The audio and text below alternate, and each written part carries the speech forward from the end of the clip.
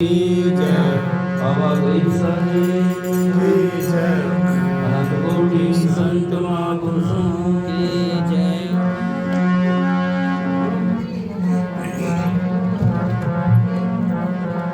वंदो सत्य कबीर के चरण कमल सिर नाई, जासु ज्ञान दिन करनी कर ब्रह्म दम देत नसाई। बंदे छोर दयाल प्रभु विघ्न विनाशक नाम, असरण शरण बंदो चरण सब विधि मंगल दाम। पारों तन मन धन सब ही पद पर खावनहारा, युगनानंत जो पज मोहे गुरु बिना नहीं निस्तार। गरीब सतवादी सब संत है आप आपकी धाम, आजीज की अरदास है सकल संत पर नाम। राधा माता नाम का पिया प्रेम गाई, मतवाला दीदार का मांगे मुक्ति बलाई। चकावधूत मस्तान माता रे, आठ पैर की छाक पीवे, आठ बोल मस्तान माता रे, ब्रह्म की छोल में संत जीवे।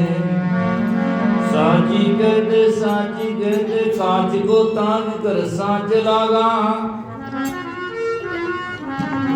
कहीं कबीर साहिब संत निर्भय भया, जन्म मरण का ब्रह्म बारा।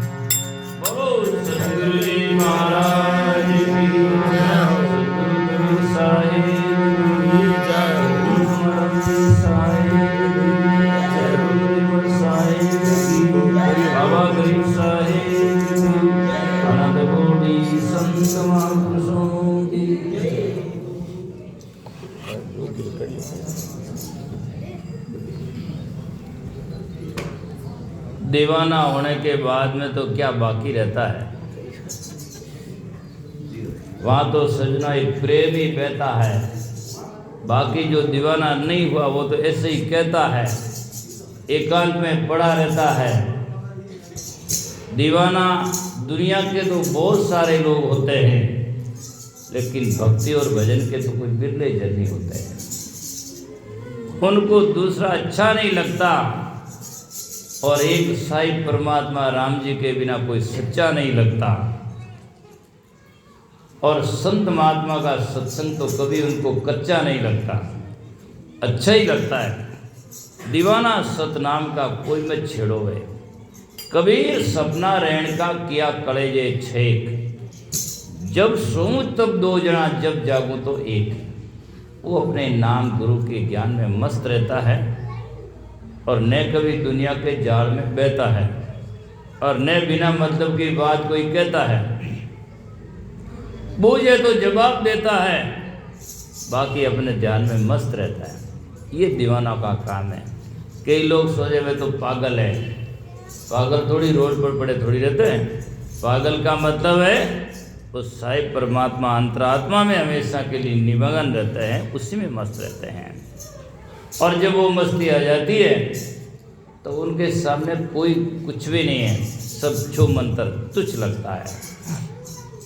देखा अपने आप को मेरा दिल दीवाना हो गया, ना छेड़ो यारों में खुद मस्ती में आ गया। दूसरों की मस्ती आती है तो चली जाती है, लेकिन जब खुद की मस्ती आ जाती है तो वो सदा सदा के लिए रहती है। इसीलिए अपने आप में मस्त रहना सीखो, अपने आत्मा में निबंध रहना सीखो हमेशा के लिए। और ये सब उदाहरण हैं।